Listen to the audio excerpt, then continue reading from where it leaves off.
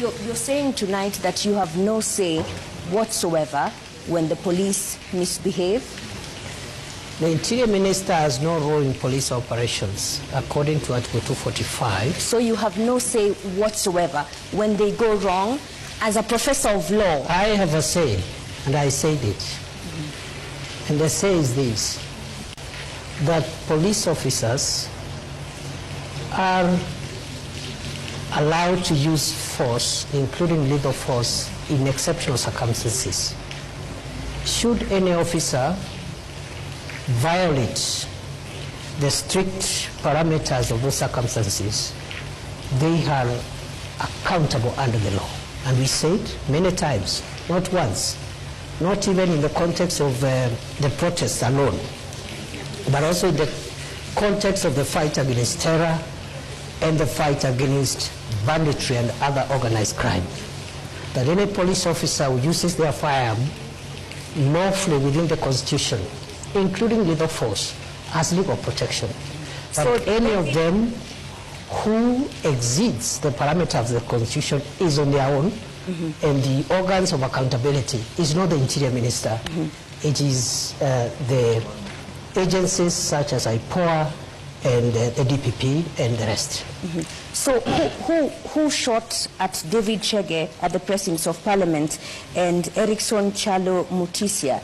These two young men were not armed. Would you say that use of live ammunition was reasonable?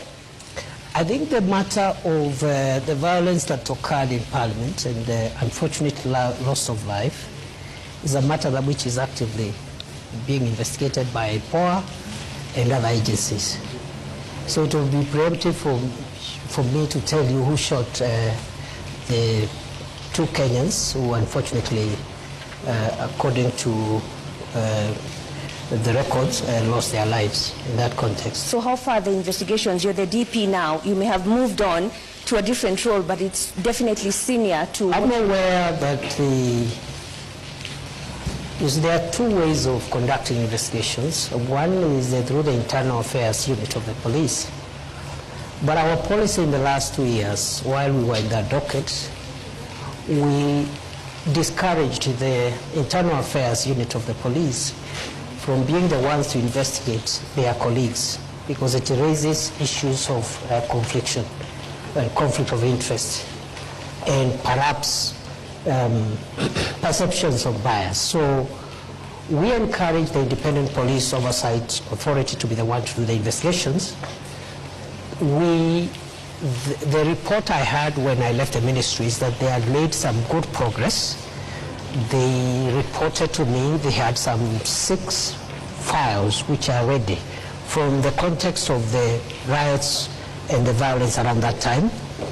But there has been a transition in the leadership of IPOA right now.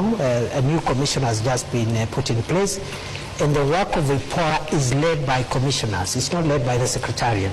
So the delay in the last 2-3 months could be associated to the leadership transition by IPOA.